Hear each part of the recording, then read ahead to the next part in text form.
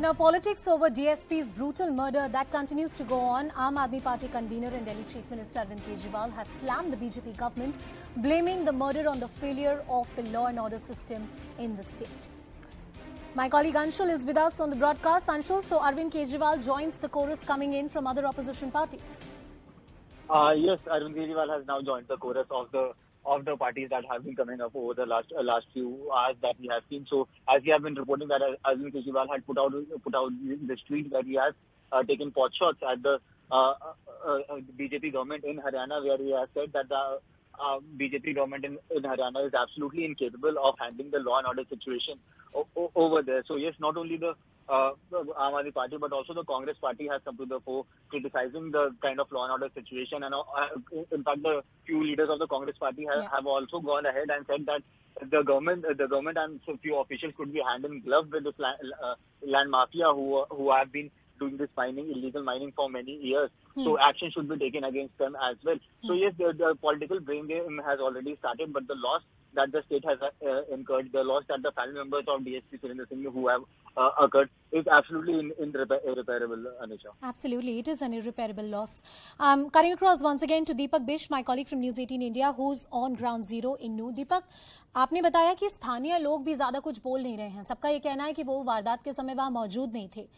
क्या ये कहना सही होगा कि ये जो गैर कानूनी एक्टिविटीज वहां पर चल रही हैं, उसकी वजह से कहीं ना कहीं एक डर का माहौल है उस पूरे क्षेत्र में, इस पूरे इलाके में, और एक इतने बड़े अधिकारी की हत्या कर दी गई है दिन दहाड़े. कहीं ना कहीं लोकल लोगों में भी वो भय देखा जा सकता है.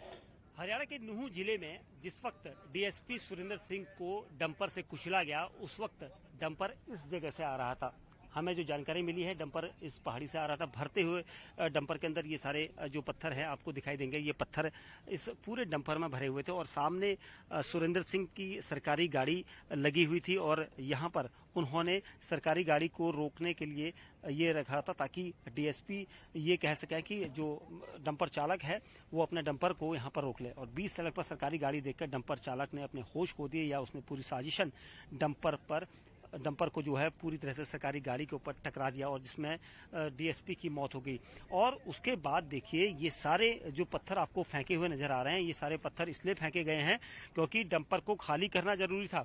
वो भरा डंपर लेकर आया था, डंपर के अंदर ये सारे भारी भरकम पत्थर थे और इस एवज में वो भाग नहीं सकता था और उसने तुरंत ही इन सारे पत्थरों को, अपना जो ट्राला होता है उसको डाउन करके ये सारे पत्थर इसी जगह पर फेंक दिए.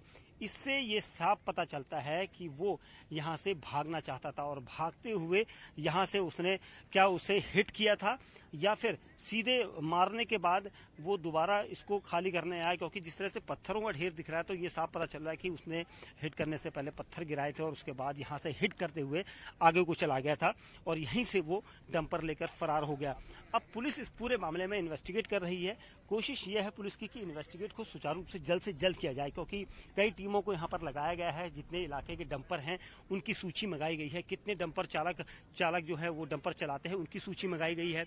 आधा दर्जन से ज्यादा टीमें जो हैं इस अरावली की पहाड़ियों में काम्बिंग कर रही हैं. हालांकि पुलिस का कहना है कि जल्द से जल्द कुछ सुराग हासिल मिलेगा तो उसकी इन्फो जो है जरूर मीडिया तक पहुंचाई जाएगी. लेकिन 4 घंटे से ज्यादा बीत चुका है और अभी भी पुलिस यहाँ पर हमलावरों तक नहीं पहुंच पाई है, ना ही हमलावरों को खोज पाई है. लेकिन हमलावरों का जिस तरह से ये रूट दिख रहा है कि अगर हमलावर वहां से आते हैं तो उन्होंने पुलिस की गाड़ी को देखने के बाद पहले ही मन बना लिया था कि उस गाड़ी को हिट किया जाए. और यही वजह थी कि वहां से पत्थर गिराते हुए आए हैं और यहाँ पर आकर उन्होंने जब जिप्सी यहाँ पर जो उनकी गाड़ी खड़ी थी सरकारी, वहां पर आने तक पत्थर का पूरा आधे से ज्यादा हिस्सा ट्रक से खाली हो गया था और उसके बाद हिट किया गया है गाड़ी को. उसके बाद वो आगे यहीं से फरार हो गए. अब पुलिस पूरे इस मामले में इन्वेस्टिगेट कर रही है कि आखिर पूरा सीक्वेंस क्या था, क्योंकि जब सीक्वेंस तब पता चलेगा जब आरोपी पुलिस के पास होंगे. तो फिलहाल पुलिस की टीमें जो है इस पूरे मामले में जांच कर रही है. लेकिन हमलावरों को पकड़ना बहुत जरूरी है, क्योंकि पुलिस का जो मनोबल है वो यहाँ पर कहीं ना कहीं इधर उधर हो रहा है. क्योंकि एक पुलिसकर्मी पर कभी भी कोई बदमाश या कोई अपराधी हमला करते हैं तो पुलिस के लिए एक बड़ी चुनौती हो जाती है उसको रोकना और उसको पकड़ना.